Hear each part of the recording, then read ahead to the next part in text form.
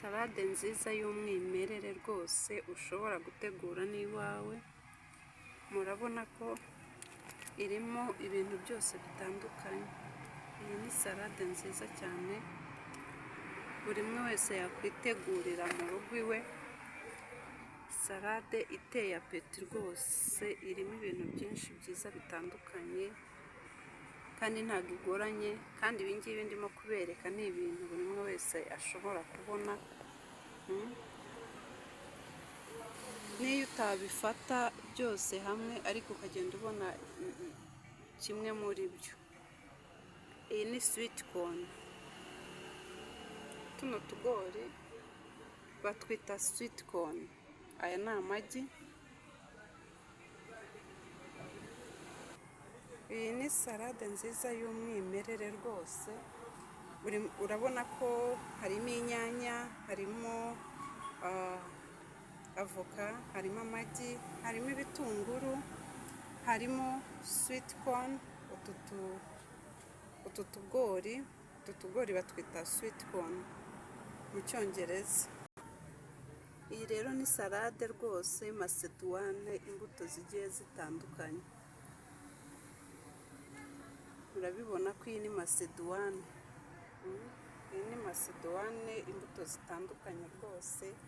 Masedwane nayo kuyikora ntabwo bigoye.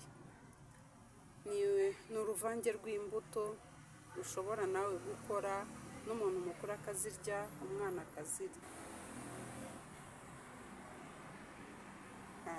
Twiyubakire ubuzima rero, ubuzima bwiza.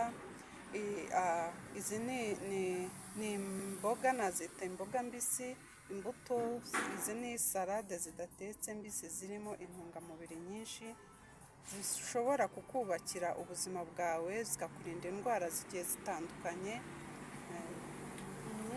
Indwara nyinshi zigenda zugarije ubuzima bwacu, izi ni imbuto imboga zishobora kukurinda rwose, zikakurinda bikakurinda kurwara bya hato na hato. Iyo ubonye izi mbuto rero zikurinda kurwara indwara za hato na hato, ukubaka umubiri wawe, ukubaka ubuzima bwawe buzira umuze. Twiyubakire ubuzima buzira umuze, turya neza, twe kurya kugira ngo dushake imbaraga, duhe umubiri wacu imbaraga, duhe umubiri wacu ubuzima bwiza, ubuzima buzira umuze. Ahangaha mba mbereka amafunguro uburyo mushobora kuyategura n'uburyo mushobora kuyafata mu byiciro bitandukanye mu kubaka ubuzima bwiza. Hari abantu bagiye banyandikira bambwira bati ujye utugezaho uburyo twategura amafunguro, hanyuma tubashe kugira ngo turwanye indwara zarateye, kubera ko ibiryo by'ubu ngubu bisigaye bigizwe n'amafumbire, ariko nanone ukamenya no kubitegura kugira ngo uzabone rero ibiryo by'umwimerere, imbuto z'umwimerere, cyangwa se amasalade, imbuto, imboga rwatsi. Ibiryo byose uko byagenda kose bisigaye bigizwe n'amafumbire. Ariko uko byaba bimeze kose wagerageza ukabishaka, ukamenya no